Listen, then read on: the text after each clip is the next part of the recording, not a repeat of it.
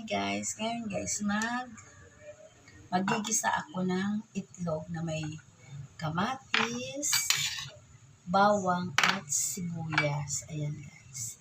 Tapos lalagyan ko siya guys ng dahon ng sibuyas. Ito guys yung tanim ko doon sa labas. Nakadalawang harvest na ako guys. Pangalawa na to. Yung una nilagay ko sa sariwang tortang alamang. Ito pangalawa na to guys na na-harvest ko. Kaya lang guys, nang hinayang ako yung talong na tinanim ko, kinain yata ng daga, napudpud talaga siya. Tapos ngayon, may umusbong siyang dahon, dalawang maliit pa lang. Di ko lang alam kung aanin pa yun ang mabait. Tapos ngayon, inano ko doon. Inano ko yung lupa, tapos nagdilig ako. Yung pinagtanggalan ko ng shell nito, nilagay ko doon sa isang paso. Parang doon ako nag-compose nung iba kong, yung pinagtanggalan ko nito ng shell, saka yung pinag-anuhan ko ng balat ng sibuyas, nilagay ko doon sa isang pasong walang tanim. Ngayon guys, ito magigisa tayo. Ito ulam namin to guys ngayong gabi. Kaya lang guys, may mga tira-tira pa namin nung bagong taon, may kaldereta pa ako at saka yung sinabawang kong baboy na may mais, yung nasa lata, mayroon pa rin.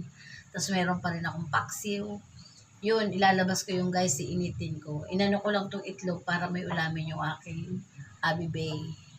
Yan, mag-start na tayo guys. Lalagyan ko to ng konting ginisa mix at paminta. Kasi gigisa ko kasi muna guys itong aking bawang sibuyas bago ko ilagay yung itlog.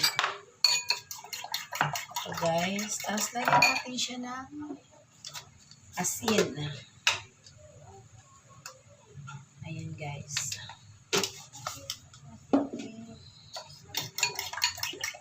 Nakadalawang ano na ako guys.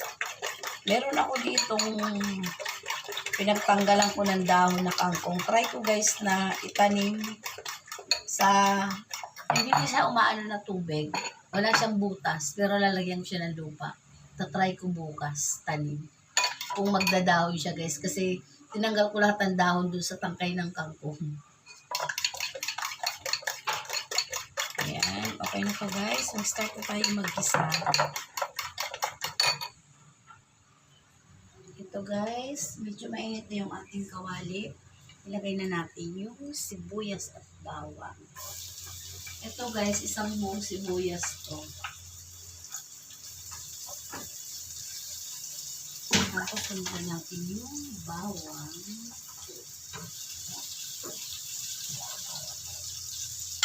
Tapos yung ating kamatis. Tapos guys, yung aking alugbati. Medyo madahon-dahon na siya. Sabi ko pag nagbunggo ako, yun na lang din ang kukunin ko yung dahon ng aking tanim na alugbati. Nang ginayang kasi ako guys, tatanggalin ko yung ibang halaman ko dito sa magtatanim ako ng ibang gulay. Ayan, antayin lang natin guys na maluto yung ating bawang sibuyas kamatis bago natin ilagay yung ating itlog. Palambutin ko ng gusto itong ating kamatis. Ito na siya. Ilagay na natin yung ating itlog. Tapos guys, isasabay ko na rin yung ating dahon ng sibuyas. Ayan. Nakakatuwa guys, no? Nakapag-harvest na si Manay ng aking tanim na dahon ng sibuyas. Nakakatuwa. Ako sa totoo lang mga guys, kung ako lang may matataniman,